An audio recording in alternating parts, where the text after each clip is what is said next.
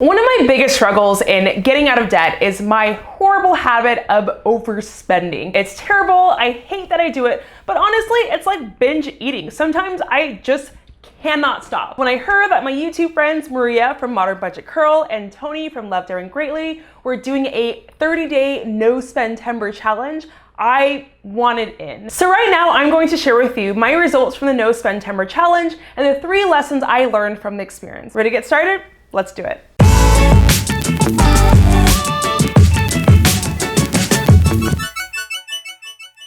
Hey ladies, welcome to Broke Girl Rehab. If you're already a subscriber here, thank you so much for subscribing and welcome back. It's so great to have you here. And if you are new to this vlog, here I talk about getting rid of debt and building wealth so we can live well. I started off with a little bit over $57,000 in student loans and credit card debt, and right now I'm a little under $25,000. So if you are interested in hearing about my journey, feel free to hit the subscribe button below, and don't forget to hit that notification bell so you get updated with any new videos. All right, let's talk no spend-tember. Now, the goal of no spend-tember is to only spend money on the essentials, and typically that means groceries, gas, and bills. Now, I wish I could tell you that I only spent money on those 3 things during September, but I can't. But I will say that I did really well during that first part of no spend-tember. Good morning, everyone. It is Friday, September 1st, aka the first day of no spend-tember. Hopefully I will show you different ways that I am not spending any money this month.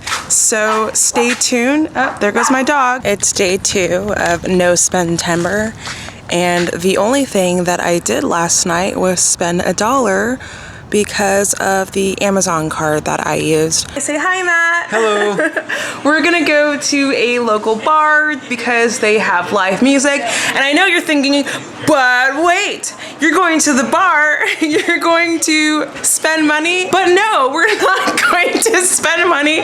We're gonna kick it old school like I used to do back in my 20s.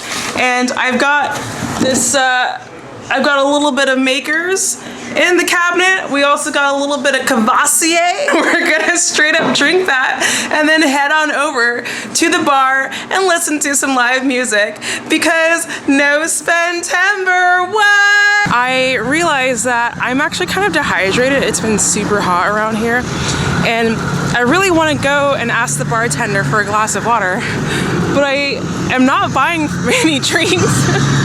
And we are going to the place for free, so I don't know. I might let Matt get me a drink so that she can see that I'm like not the worst person in the world. So as I said, I was doing great during that first part of September, and then somewhere between week 1 and week 2, I got a terrible cold, and that's where things really started to fall apart. Now, I wouldn't say that everything went to shit, but I was a lot less strict towards the end of the month than I was at the beginning of the month. For instance, one of the things that I had planned on doing during the entire month of September was to meal plan. But there were some days where I was just exhausted and I could not do it. So there was an entire week where I only ate takeout food. I was supposed to bike every day to work to save money. But there was also days where I just could not do it because I felt sick and exhausted. So I either took the bus or I took an Uber to work. But even through all of these failures, I actually ended up surpassing my goal. My goal for September was to put $350 to my emergency fund, and I ended up putting over $400 to my emergency fund, plus I put another $100 to the Honey Home Fund that I share with Matt. So that's a total of $512.76, which is $512 more than I've been able to save all year. So even though I cheated quite a few times and I got terribly sick, I would say that no spend-tember was a success. I'm really glad that I did the challenge, and because it was so successful, I'm planning on doing it again in January and another time in April of 2018. So now let's talk about the 3 lessons that I learned from the no spend-tember challenge. First lesson that I learned, saving money is actually not that hard. Now I say this knowing full well that I have a really hard time with saving money, But I realized that the main thing getting in the way of my money is my own lack of mindfulness in respect to spending. For instance, I had an unplanned purchase of $200 during September, and even with that, I still ended up surpassing my goal. And then I realized it's not those huge $200 purchases that get in the way of my savings, it's those $5 purchases or those $10 purchases or even those $20 purchases that seem to be really small, but over time they add up and take a huge chunk out of your money. One of our founding fathers, Benjamin Franklin, I believe said it best, and he said, "Beware of little expenses, a small leak will sink a great ship." The second lesson that I learned is meal prepping is still not my thing. I'm sorry, I know that the frugal community is really into meal prepping. It is just not for me.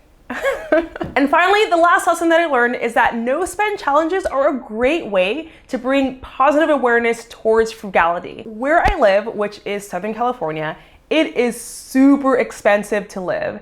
And unless you are a doctor or an engineer or you work in the tech field, which a lot of people don't, you can barely cover your cost of living. Now, there's a lot of ways to get around that. For instance, a lot of people shack up. My fiance and I, we share a 1-bedroom apartment, and I just read a story on Reddit where one dude was sharing a 1-bedroom apartment with 3 other roommates. But unfortunately, it means a lot of people, especially millennials and especially Gen Xers, live on debt. I talk to people and their plan is to pay off their debt until they die. So when people ask me, hey, do you want to grab lunch? Or hey, do you want to go out for dinner?